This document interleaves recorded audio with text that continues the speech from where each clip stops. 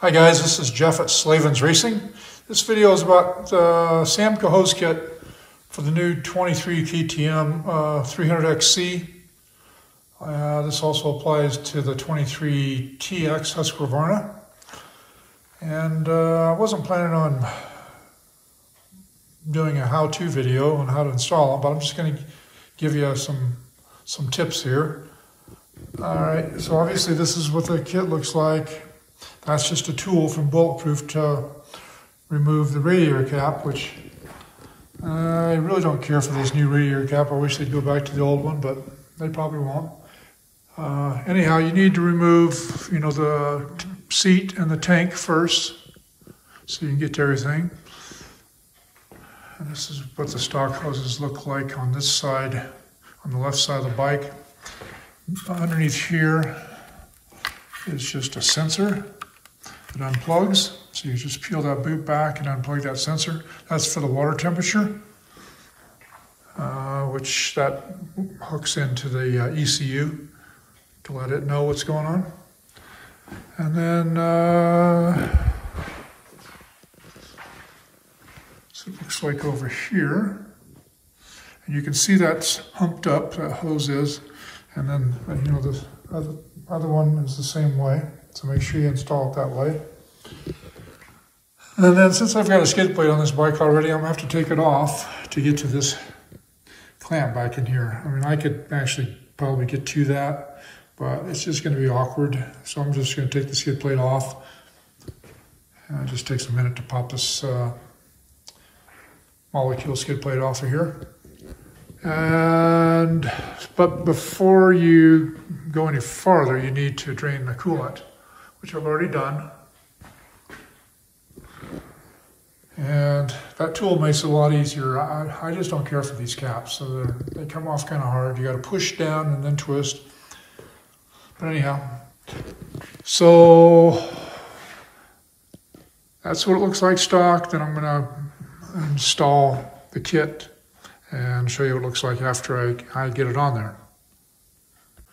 Okay guys, I've got the hoses off now, and I've already put this one on. And that's kind of a unique hose because this end is considerably larger than this end. So two different hose clamps, which are in the kit, if you buy the hose clamp kit. And speaking of the hose clamp kit, Samco will not warranty any damage to the hoses if they get cut where the clamp fits on, unless you're using their hose clamps. Their hose clamps are wider than stock, and they don't dig in like the stock ones do. If you forgot to order those and you got a ride coming up or something, well, go ahead and use the stock clamps, but don't get carried away tightening them. And then whenever you can, put on these, because, like I said, no warranty without them. All right, so a couple other things. I forgot to mention about draining the fluid. I talked about the cap, but I didn't talk about where you drain it. Well, it's this bolt right here. It's always the bolt that's on the water pump housing. And if you look at it really closely here, it's kind of hard to see, but it's got a copper washer back there. So that's the one that you pull. Also, I think for hose kits, not necessarily this one, this is a really simple one, but some of the more complicated ones, it's always good to take pictures of your stock clamps or your stock hoses while they're on the bike, in case you need to refer to how the new ones go on. It takes a minute, do it with your phone, wham bam, you've got some backup there. All right, this is another piece, that's the piece that holds the housing for the temperature sensor. So you might want to take a picture of that as well, so you kind of remember what angle those go off. And I think that's about it. I'll show you, I'll get back to here in just a minute whenever I have everything installed. Oh, I know what I forgot. This clamp here, these two, are a fixed clamp. And I tried to cut them off with some metal cutters that I have. I'm going to end up probably just using a hacksaw to cut those off of there. All right, guys, stay tuned. I'll be back in a minute with the finished product. Well, guys, I tried my metal cutters I have, is a handheld squeeze type. I also tried a hacksaw, but the problem is, you can't put this thing in a vise because it's plastic and you'll break it. So it's hard to hold on to it and hacksaw it. Maybe a friend could hold it for you or something while you do it. I tried to come up with a solution that you could use a more common tool that you guys might have in your toolbox. But I'm sorry, I ended up going to my Dremel and I put the little cutoff wheel on there. And then I just cut right through the clamp. So these types of clamps are called, I believe they're called PEX clamps. Pretty common in household plumbing, probably automotive. But they're kind of a booger to get off, I can tell you that. So, but unless you have one of these. This made it super easy and quick. So I just cut a slot at them and I just pried it up with a screwdriver, flat blade, and popped it off of there. But I wanted to show you something else here, just an FYI. So the stock hoses are just butyl rubber with a little fiber on the inside to give them a little more strength. But you can see where that's made. Taiwan. This is made in the UK, Europe. And these are hand wrapped and hand formed with multiple layers of silicone rubber. But they actually do these by hand. We've got a video on that on our website where they wrap them by hand. It's incredible that they don't cost a lot more than they do. I know they're already a little pricey, but this is an extremely high quality product. This thing is so much tougher than this flimsy little thing. This feels like a whole worn out tennis shoe. This feels like a seedy boot. Just a much nicer product.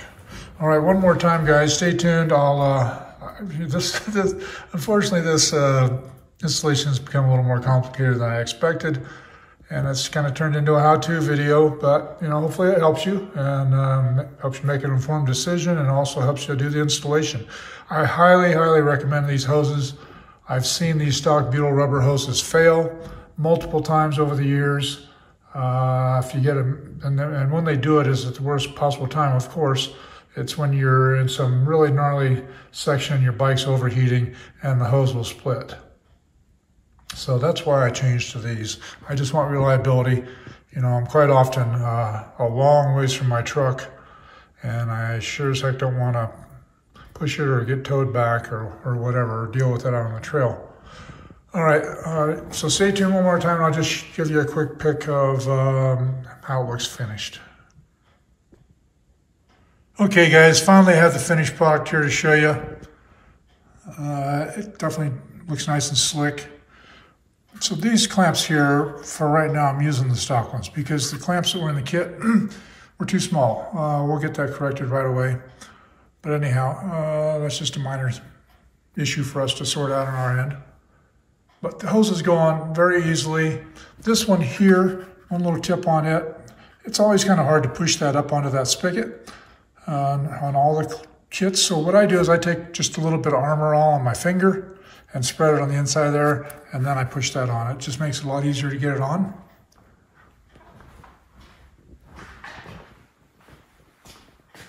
Here's what it looks like on this side. You can see this is the one that goes down to the pump, which is down there. And when you refill it with coolant, you should bleed it right here. So this is just a little bleed screw. It's not super duper important.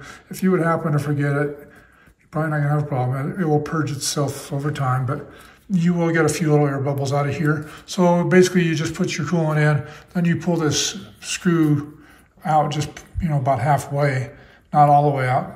Otherwise you're gonna have a little geyser on your hand, but back it out about halfway and it will start letting the bubbles come out. And then definitely retighten it. And for you torqueaholics, I guess you could torque it if you want. I'm not going to. All right, guys, this is actually a lot easier installation than it seems like in this video. It's the first time I've put one of these on, so I kind of fumbled through it a little bit.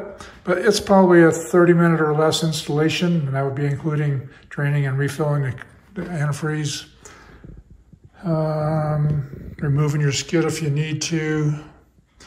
You know, like I said before, you don't really have to take the skid plate off. I just chose to. It just made it a little easier, and I wanted to make sure I got this clamp head tucked way back up in there to where it looks clean. All right, guys, hope that this video helps you make an informed decision and makes it easier for installation. Please, if you would, like us on Instagram and Facebook, and subscribe to us on YouTube. All three of those things help us out a lot. And get out on the trail for some throttle therapy. That's all for now.